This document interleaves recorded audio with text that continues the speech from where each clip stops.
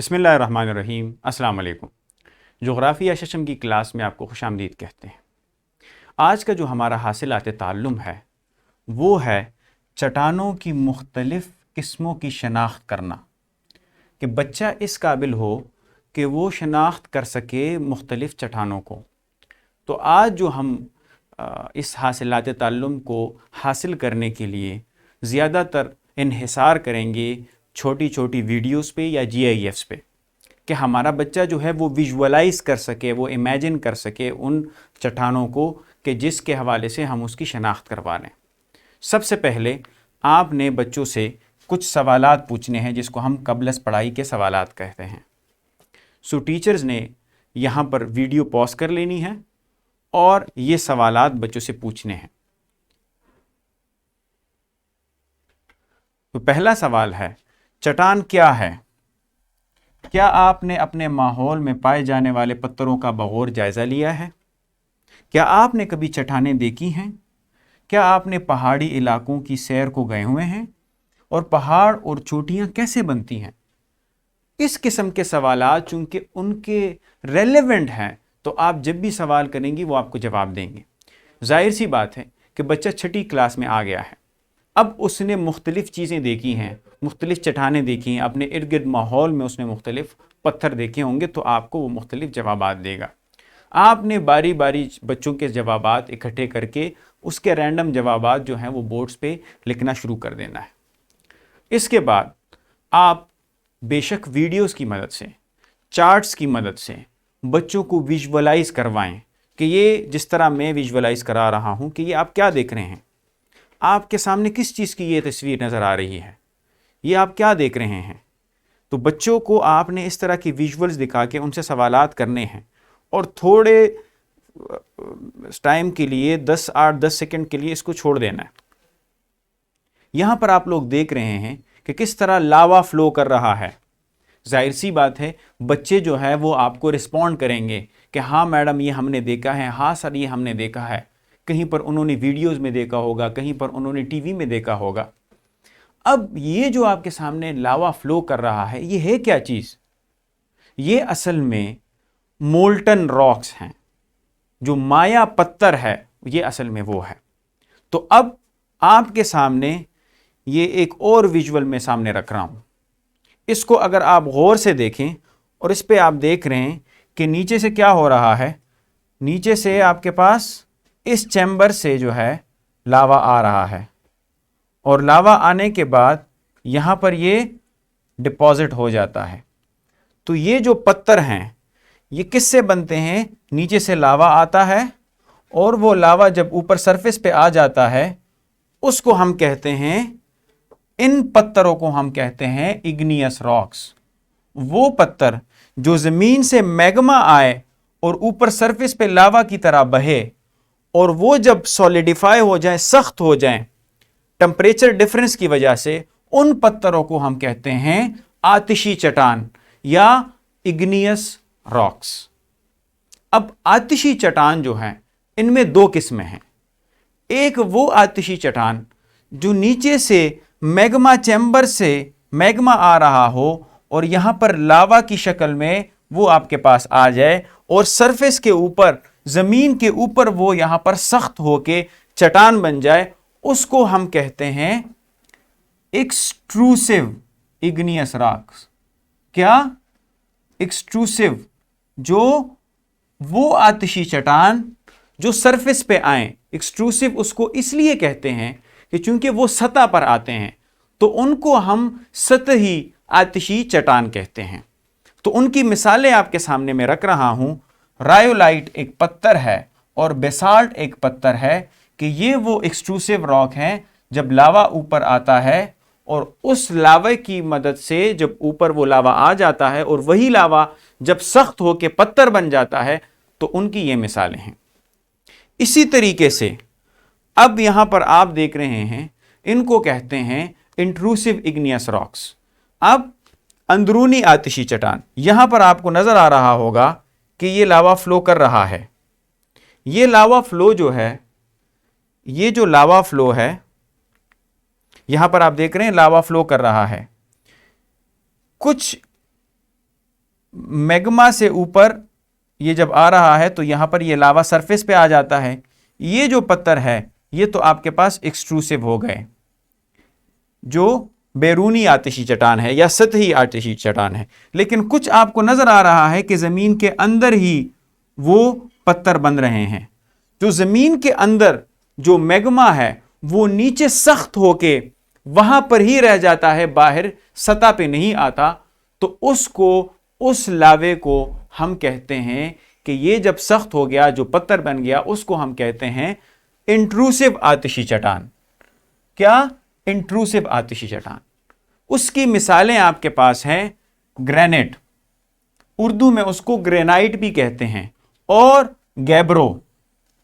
ये दो किस्म के जो पत्थर हैं ये इंट्रूसिव इग्नियस रॉक्स या अंदरूनी आतिशी चट्टान है।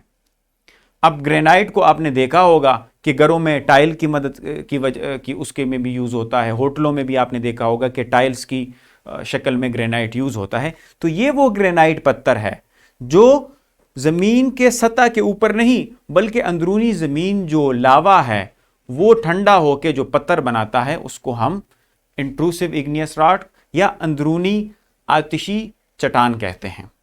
तो इग्नियस रॉक या आतिशी चट्टान वो चट्टान है जब भी कोई लावा या मैग्मा ठंडा होके पत्थर बने, उसको हम कहते हैं आतिशी चट्टान। अब आते हैं हमारी दूसरी किस्म पे, यह है तहदार चट्टानें।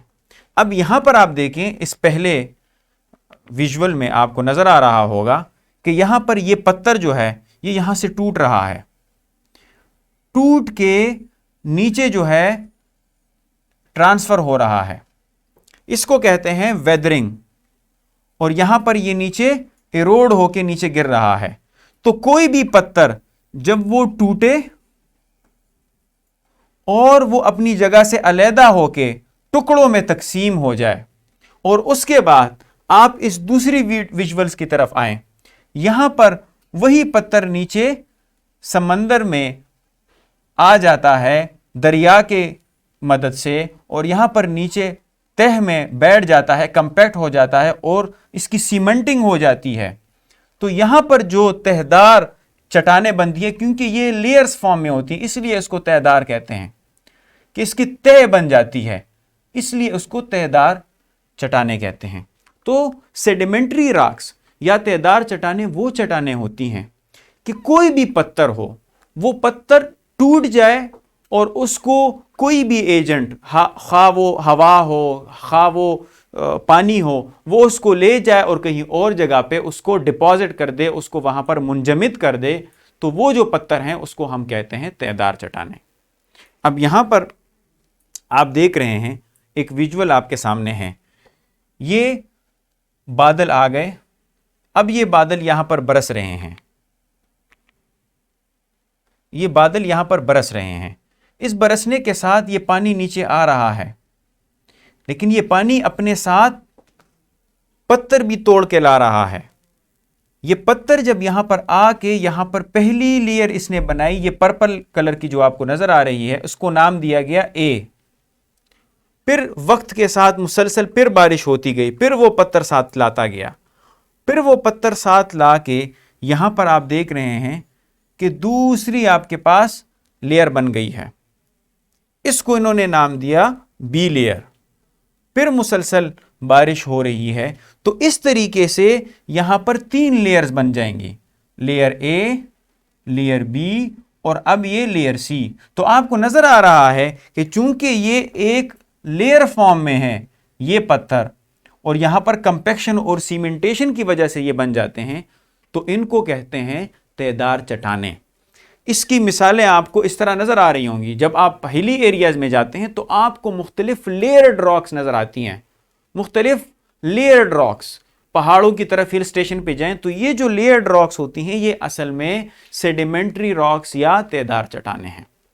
अब एक और आपके सामने मैं विजुअल रख रहा हूं, ये जो आपके पास नजर आ रहा है ये क्या है?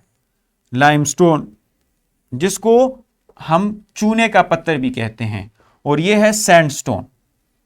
ये लाइमस्टोन आपको नजर आ रहा होगा, इवन आप कलर कहार की तरफ से जब जा रहे होंगे तो आपको इस तरीके से बहुत बड़े बड़े पहाड़ नजर आ रहे हैं। ये होते हैं असल में लाइमस्टोन, ये जिसको हम चूने का पत्थर कहते हैं, ये जो हमारे आम इस्तेमाल में चूना इस्तेमाल होता है, ये असल में सेडिमेंट्री रॉक है। इसी तरीके से सैंडस्टोन जो पत्थर है ये भी हमारे पास सेडिमेंट्री रॉक है। इसमें आप देखें कितने खूबसूरत खूबसूरत लेयर्स यहां पर बने हुए हैं। इसी तरीके से अब हमारा जो तीसरा जो हमारा टाइप है रॉक का, उसको हम कहते हैं मेटामॉर्फिक रॉक। सो बुनियादी तौर पर तीन किस्में हैं। जो तीसरी किस्म है वो है मुतगय्यर पत्थर।